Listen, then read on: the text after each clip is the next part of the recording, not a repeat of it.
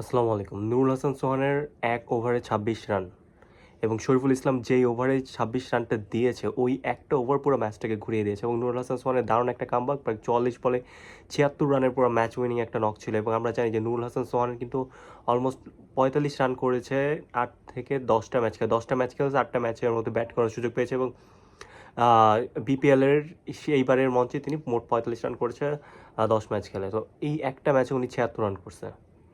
মানে বুঝতেছেন তার এই একটা ম্যাচ আর পুরো বিপিএলের সিজন এর রান থেকেও বেশি এবং এটা একটা মাস্ট উইনিং একটা নক ছিল নুরুল হাসান সোহানের জন্য, যে তিনি এখনও হারিয়ে যাননি, তিনি এখনও ফিরে আছেন। এবং আমরা জানি যে গতবারের বিপিএলও, এইবারের বিপিএল না, এর আগের বারের বিপিএলও ১ ওভারে ২৬ রান কিন্তু নিয়েছিলেন তিনি কাইল মায়ার্সের হয়ে এবং এটা কিন্তু তামিম ইকবালের টিমের এগেনস্টে। এটা কিন্তু চারটিখানি কথা ছিল না এবং তারপরে কিন্তু নুরুল হাসান সোহান ওইভাবে পাওয়া যায়নি।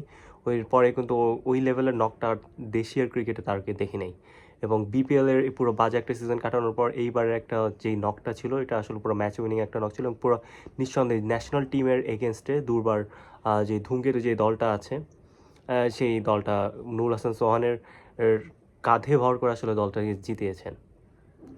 এবং আমরা যদি দেখি এই ম্যাচে নাজমুল হোসেন শান্ত খুবই খারাপ খেলেছেন, মাত্র ৫ বলে ১ রান বোধহয় করেছে এবং মেহেদী হাসান মিরাজ বরাবরের মতোই ব্যর্থ। এইবারের এই ম্যাচেও ৫ বলে ১ রান করেছে এবং আর নাজমুল হোসেন শান্ত মেবি ৭ বলে ২ রান করেছেন এবং মেহেদী হাসান মিরাজ ৫ বলে। কিন্তু মেহেদী হাসান মিরাজের ব্যাট কিন্তু হাসতে দেখিনি।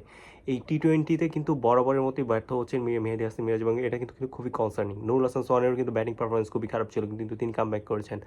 আমরা জাকির আলী অনেককে দেখছি, তিনি কিন্তু বাউন্ডারি মেরেছেন ১০ বলে ১১।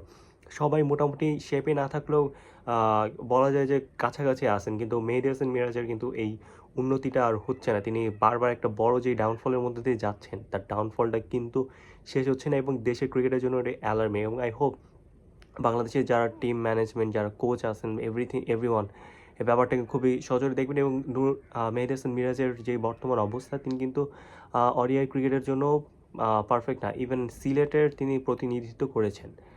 তার প্রতিনিধিত্ব, অধিনায়কত্ব নিয়েও কিন্তু যথেষ্ট রকমের কমপ্লেন ছিল। তার মধ্যে যে স্বেচ্ছাচারিতা ব্যাপারটা, সেটা একদম স্পষ্ট ছিল। এইটাই হচ্ছে মেহেদী হাসান মিরাজের সবথেকে বড় ব্যাকফুট এবং তিনি আসলে নিজের জন্য খেলেন। স্বার্থপরিতা যে ধরনের বলা যায়, তিনি নিজের ৪ ওভার ব্যাটিং কমপ্লিট করবেন, বোলিং কমপ্লিট করবেন, এটা ছিল তার মধ্যে এবং এর জন্য আসলে পুরো দলটি বারবার হেরে যাচ্ছে এবং এর জন্যই তিনি ব্যর্থ হচ্ছেন। যাই হোক, অভিনন্দন নুরুল হাসান সোহানকে। আল্লাহ হাফেজ।